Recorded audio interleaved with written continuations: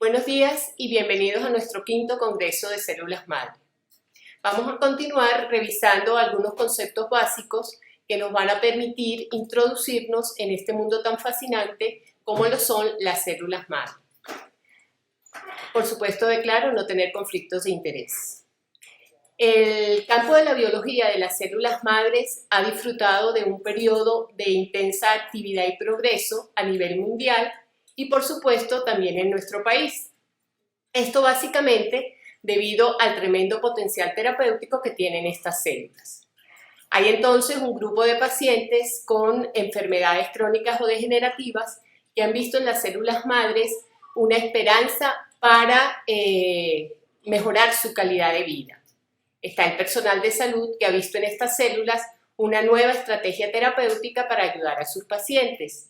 Están los grupos de investigación que, como nosotros, hemos tratado de ir dando respuestas a un conjunto de interrogantes que han ido surgiendo a medida que estas células se van estudiando. Y finalmente, las células madre han permitido generar un nuevo tipo de negocio para un grupo de profesionales que comercializan con la necesidad y la esperanza de muchos pacientes, ofreciendo tratamientos con células madres que no tienen un aval científico. Pero ¿sabemos realmente qué son las células madre? Pudiéramos definirlas como un tipo de célula muy primitiva, no especializada, que es la responsable de dar origen a todas y a cada una de las células del organismo. Y son estas células las que, a medida que vamos envejeciendo o cuando sufrimos un daño o una enfermedad, tienen la importante misión de reparar los tejidos deteriorados o sustituir aquellas células que rutinariamente mueren. Para hacerlo, ellas cuentan con dos características fundamentales.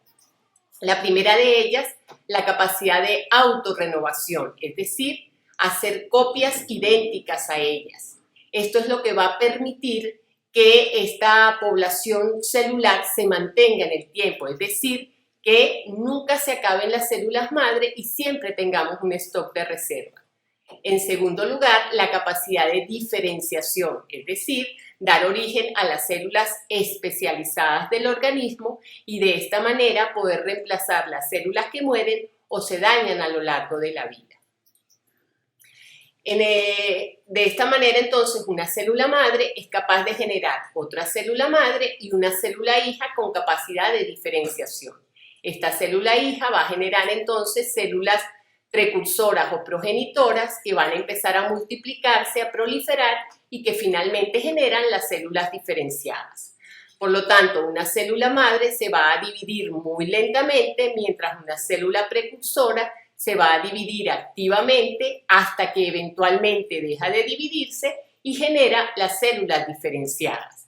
Por lo tanto, la capacidad de autorrenovación va a ser máxima a este nivel y progresivamente va a ir disminuyendo hasta que finalmente desaparece cuando se generan las células diferenciadas. Para cumplir con esto, la célula madre cuenta con distintas estrategias de división celular. En primer lugar, la división celular asimétrica, que le va a permitir a la célula madre cumplir su función dual de generar otra célula madre, en este caso de color naranja, y una célula hija con capacidad de diferenciación de color verde. La división celular simétrica va a permitir que la célula madre genere dos células madre o dos células hijas con capacidad de diferenciación. Y finalmente, una tercera estrategia que es una combinación de las dos anteriores. Lo que se busca es mantener un balance entre células madres y células diferenciadas dependiendo de las necesidades del organismo. Esto implica también que la frecuencia de autorrenovación de una célula madre va a ser diferente dependiendo del tejido u órgano en donde se encuentre. A manera de ejemplo, en el caso del folículo piloso, que como sabemos es responsable del crecimiento del pelo, la célula madre se va a encontrar en la protuberancia folicular en un estado de quiescencia o en un estado durmiente, en este caso lo visualizamos de color verde. Cuando la fase de crecimiento del pelo se inicia, la célula la célula va a activarse, comienza el proceso de autorrenovación, de proliferación, lo cual va a durar unos cuantos días y finalmente va a volver a su estado de quiescencia, lo cual le va a permitir generar nuevos folículos y regresar al estado de reposo. En el caso del epitelio intestinal, que como sabemos está en continua renovación, las células madres se van a encontrar en la base de la cripta. Ellas van a estar en un estado de activación, de continua autorrenovación y proliferación y van a dividirse una vez al día. De esta manera va a contribuir al crecimiento y a la renovación de este epitelio. En el caso de las células madre hematopoyéticas, que son las responsables de generar todas las células de la sangre, las vamos a encontrar en dos microambientes diferentes. En el endostio, la célula madre hematopoyética va a estar en un estado de quiescencia profunda, dividiéndose una vez cada 4 a 5 meses, mientras que las que se encuentran en la médula central van a estar en un estado de quiescencia más superficial, más light, están prestas a activarse y son las responsables de reponer los distintos componentes de la sangre. La capacidad de autorrenovación y diferenciación va a estar regulada por un conjunto de genes y en este proceso van a participar factores extracelulares, fundamentalmente citoquinas, se van a activar distintas vías de señalización y también participan factores de transcripción. Estos factores de transcripción van a ser proteínas que van a actuar encendiendo o apagando genes una vez que se unen al ADN de la célula. En la siguiente imagen quiero mostrarles de manera muy resumida cómo se combinan estos distintos elementos que participan en este proceso. Entonces, estos factores externos se van a unir a receptores específicos que van a estar expresados en la membrana de la célula. Producto de eso se activan señales o vías intracelulares. Hay proteínas que van a sufrir procesos de fosforilización, van a entrar al interior, al núcleo de la célula, se unen a factores de transcripción como SOX2, OT4, NANONC y van a entonces activar genes asociados a pluripotencia, favoreciendo los procesos de autorrenovación y bloqueando los procesos de diferenciación. Entonces, en conclusión, el destino de una célula madre, de mantenerse como célula madre o de diferenciarse, va a depender de un conjunto de genes. Si la balanza se inclina hacia la izquierda, se va a favorecer la pluripotencia. Si la balanza se inclina a la derecha, se va a favorecer el proceso de diferenciación. Vamos a ver entonces cómo se clasifican las células madres en base a su potencia. En primer lugar tenemos las llamadas células totipotentes, capaces de generar un individuo completo, es decir, generan estructuras tanto embrionarias como extraembrionarias. Las células pluripotentes generan células de las 3 capas germinales, ectodermo, mesodermo y endodermo. Las multipotentes generan células de una sola capa germinal y finalmente las unipotentes generan un solo tipo de célula. En este caso, la autorrenovación va a ser máxima en el caso de las células totipotentes y va a ir disminuyendo progresivamente a medida que se ensancha nuestra pirámide para finalmente desaparecer cuando se forman las células unipotentes. Ahora bien, ¿dónde encontramos estas células? Una vez que ocurre el proceso de fertilización, producto de la unión del óvulo con el espermatozoide, se forma el cigoto, que es el representante de las células totipotentes, y posteriormente se va a generar el blastocisto, que es un embrión en fases muy tempranas. A partir de la masa celular interna podemos aislar el primer tipo de células, las llamadas células madre embrionarias, que son células pluripotentes y por lo tanto van a generar células de las 3 capas germinales. Estos agregados celulares van a permitir la generación del feto y es justamente a partir del feto, del recién nacido y de prácticamente cualquier tejido u órgano de un individuo adulto que se van a generar las llamadas células madre adultas. A partir del año 2006, un grupo de investigadores liderado por el doctor Yamanaka rompieron un dogma de la biología, en el cual se establece que una célula madura especializada va a cumplir una función y muere. Estos investigadores identificaron las condiciones para que una célula diferenciada, ya sea un fibroblasto o un linfocito, pueda ser reprogramada genéticamente y adquiera una condición muy similar a una célula madre embrionaria, con capacidad para autorrenovarse y para diferenciarse. Son las llamadas células madre pluripotentes inducidas, y que permitieron que el doctor Yamanaka y el doctor Gordon recibieran en el año 2012 el Premio Nobel en Fisiología y Medicina, el doctor Gordon por sus trabajos asociados a transferencia nuclear y el doctor Yamanaka por haber descrito la técnica para generar IPS, primero en el modelo de ratón y un año más tarde en el modelo humano. Todos estos trabajos forman parte de lo que se conoce como investigación básica. Esa investigación que se realiza en una placa, en un frasquito, que luego va a un modelo animal y que forma parte de la llamada fase preclínica, una fase muy importante y que necesariamente debe ser cumplida antes de llevar cualquier resultado a los pacientes, que sería entonces lo que se conoce como investigación clínica o investigación aplicada. En esta misma línea de ideas, en el caso de las células madre embrionarias, tenemos que referirnos específicamente a una publicación en el año 1981, cuando el doctor Evans y Kaufman describieron por primera vez la generación de células madre embrionarias utilizando embriones de ratón, y que sirvió de base para que aproximadamente 20 años más tarde el grupo de Thomson aislara por primera vez células madre embrionarias utilizando para tal fin embriones humanos que habían sido generados por procesos de fertilización in vitro y al no ser utilizados fueron donados para ser utilizados en investigación. Vamos a ver de manera muy breve cómo se cultivan estas células madre embrionarias, en este caso de ratón. Como ya mencioné, las aislamos a partir de la masa celular interna, las sembramos y a los pocos días vamos a observar una morfología muy típica en forma de colonias. Estas células, cuando empiezan el proceso de diferenciación, adquieren, digamos, esta estructura redondeada y a medida que la diferenciación progresa, tienden a oscurecerse. Si ahora nosotros tomásemos una alícuota de esta parte central, muy probablemente pudiéramos identificar células de músculo, de piel, neuronas, células de la sangre, cardiomiocitos, entre otros.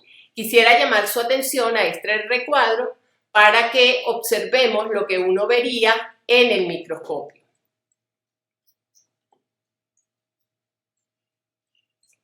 Efectivamente, las células están latiendo.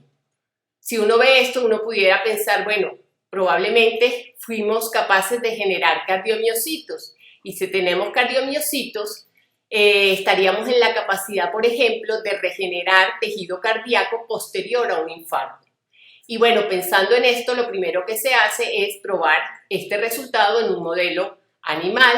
Eso se hizo y fíjense, este es el corazón del ratón y esto que ustedes observan acá es un tumor de un tamaño considerable, casi más grande o más grande que el corazón, y esta es una de las razones por las cuales el uso de estas células madre embrionarias está muy restringido en humanos.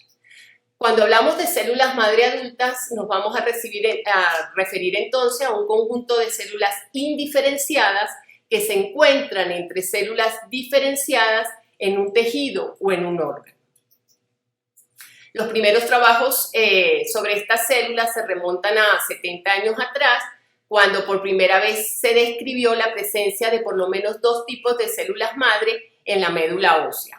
Las llamadas células madre hematopoyéticas, que generan las células de la sangre y que fueron las que utilizó el doctor Thomas en sus experimentos de trasplante de médula ósea en perros. Años más tarde se describieron las llamadas células estromales mesenquimales, inicialmente llamadas células madre mesenquimales, y que son células de tipo multipotencial. En esta imagen simplemente quiero mostrarles estas que están de color verde, serían las células estromales, que sirven de estroma a las células madre hematopoyéticas que generan los progenitores que finalmente van a generar todos los tipos celulares de la sangre, y las células estromales mesenquimales, que como mencioné son multipotentes y que se van a diferenciar a células de hueso, a células de cartílago y a células de la grasa. Estas células madre adultas van a ser responsables de mantener o del mantenimiento tisular y de la regeneración después de que ocurre algún daño.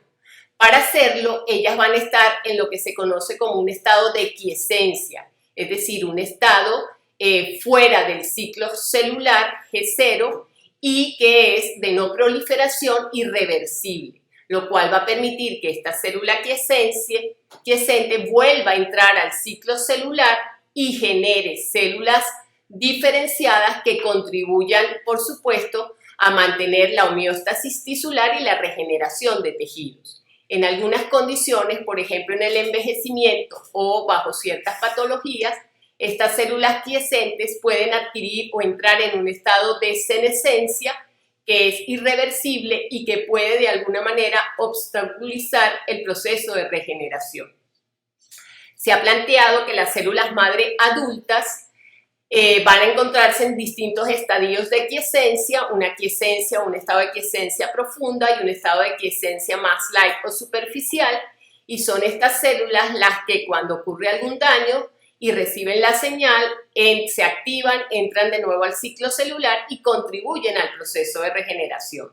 Por lo tanto, la quiescencia va a estar muy relacionada y muy regulada por el nicho en el cual se encuentran las células. Este nicho lo podemos definir entonces como ese microambiente en el que se encuentran las células madres, que aporta soporte y que además aporta señales que van a regular la autorrenovación y diferenciación, que va a estar constituido por distintos tipos celulares, por factores secretados, factores físicos, componentes de la matriz extracelular y componentes del metabolismo. La comunicación celular en ese nicho va a venir dada por el contacto directo entre esa célula madre y células vecinas, contacto con proteínas de la matriz extracelular y, por supuesto, con los factores que van a ser secretados tanto por la célula madre como por células vecinas, que se van a unir a receptores específicos y que van a poder actuar de manera paracrina o endocrina, activando distintos tipos de señalización. Como he mencionado, una célula madre debe generar células solamente del tejido en el que se encuentra. Por lo tanto, una célula madre hematopoyética debe generar solo células de la sangre y no debería generar, por ejemplo, una neurona del cerebro. Sin embargo, a partir del año 1998 se publicaron una serie de trabajos en los cuales se planteaba que una célula madre adulta también podía generar células de tejidos diferentes. Surgió entonces el término de plasticidad, que se conoce como esa capacidad que tiene una célula madre de dar origen a células de otros tejidos. Y esto en el laboratorio in vitro sí lo podemos hacer. Nosotros podemos tomar células madre hematopoyéticas y cultivándolas con los medios y los factores apropiados, generar células de músculo esquelético, cardíaco, hepatocitos, neuronas, células de grasa. Pero, sin embargo, extrapolar estos resultados a in vivo es todavía tema de mucho debate y de controversia. Con todo lo que hemos visto hasta el momento, vemos el tremendo potencial que tienen estas células y tomando en consideración que existen un conjunto de patologías de tipo degenerativo crónico que no tienen un tratamiento clínico eficaz, surgió la posibilidad de usar la terapia celular y la medicina regenerativa para reparar o sustituir órganos. De esta manera les voy a mostrar de manera muy rápida cómo se hace para cultivar y caracterizar las células. Independientemente de la fuente a partir de la cual la obtengamos, la vamos a crecer en estos frascos con medios de cultivo enriquecidos para generar muchas células, luego las caracterizamos en base a su morfología, a la presencia o ausencia de ciertas proteínas en la membrana. Por citometría de flujo usamos distintas coloraciones y finalmente las cultivamos en medios específicos para inducir su diferenciación e implantarla en modelos animales. Todo esto que acabo de mencionar forma parte de la fase preclínica que, como mencioné, es fundamental y debe ser realizada antes de pensar en llevar ningún resultado a los pacientes. Por todo lo anterior, vemos que las células madres tienen un tremendo potencial y son consideradas la medicina del futuro. Sin embargo, es muy importante resaltar que el único tratamiento con aceptación clínica a nivel mundial es el trasplante de médula ósea. Todo lo demás es experimental y no quisiera finalizar sin llamar su atención para no hacernos eco de tratamientos con células madre que no tengan un aval científico. Muchísimas gracias.